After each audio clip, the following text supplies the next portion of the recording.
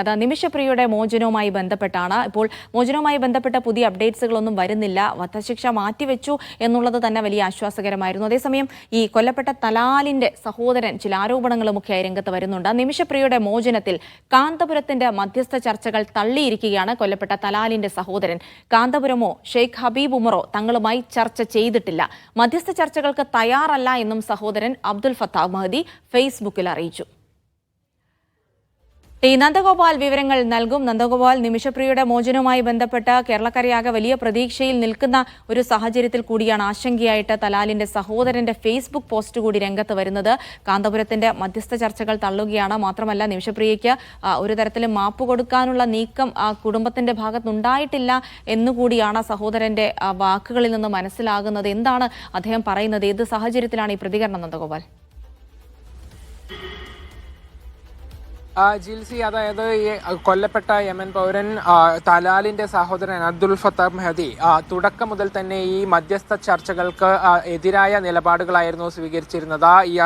ഈ മധ്യസ്ഥ ചർച്ചകൾക്ക് അദ്ദേഹം തയ്യാറുമായിരുന്നില്ല. ഇത് തന്നെയാണ് വീണ്ടും ഒരു പ്രതികരണമായി ഫേസ്ബുക്കിലൂടെ ഇപ്പോൾ കുറിച്ചിരിക്കുന്നത്. കാന്തപുരമായോ അല്ലെങ്കിൽ ഷെയ്ഖ് ഹബീബ് ഉമറുമായോ താൻ ഒരു തരത്തിലുമുള്ള ചർച്ചയും നടത്തിയിട്ടില്ല എന്നുള്ളതാണ് ഇപ്പോൾ ഈ സഹോദരൻ ഫേസ്ബുക്കിൽ പങ്കുവച്ചിരിക്കുന്ന പോസ്റ്റിൽ പറഞ്ഞിരിക്കുന്നത്. അതോടൊപ്പം തന്നെ കാന്തപുരത്തിന്റെ മുൻപുള്ള ഒരു പ്രസ്താവനയുടെ വാർത്ത കൂടെ ഈ ഫേസ്ബുക്ക് പോസ്റ്റിൽ ഈ സഹോദരൻ ചേർത്തിട്ടുണ്ട്. അതായത് മധ്യസ്ഥ ചർച്ച ഈ ഒരു നിമിഷപ്രിയയുടെ മോചനവുമായി ബന്ധപ്പെട്ട കാര്യത്തിൽ ഒരു തരത്തിലുമുള്ള ക്രെഡിറ്റും തങ്ങൾക്ക് വേണ്ട എന്നുള്ള ഒരു പ്രസ്താവന കാന്തപുരം നടത്തിയിരുന്നു. ഈ വാർത്ത കൂടെ പങ്കുവെച്ചുകൊണ്ടാണ് സഹോദരൻ ഇത്തരത്തിലൊരു ഫേസ്ബുക്ക് പോസ്റ്റ് ഇപ്പോൾ പുറത്ത് ഇറക്കിയിരിക്കുന്നത്.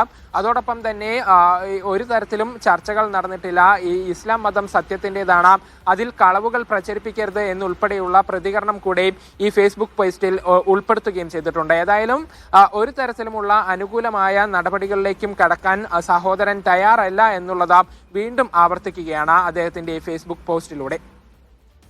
നന്ദഗോപാലാണ് വിവരങ്ങൾ നൽകിയത്. തലാലിന്റെ സഹോദരന്റെ ഫേസ്ബുക്ക് പോസ്റ്റ് ഒരു ആശങ്കയായി തന്നെ നിലനിൽക്കുകയാണ്. എന്തായാലും ഇതുമായി ബന്ധപ്പെട്ട് ഇനി എന്തൊക്കെ നടപടികൾ നിമിഷപ്രിയ സേവ് ആക്ഷൻ കൗൺസിലിന് ചെയ്യാൻ കഴിയുമെന്നൊക്കെയാണ് ആലോചിക്കുന്നത്. എന്തായാലും അത്തരം വാർത്തകളുടെ അപ്ഡേറ്റ്സ് കൂടി നമുക്ക് വരും മണിക്കൂറുകളിൽ പ്രതീക്ഷിക്കാം.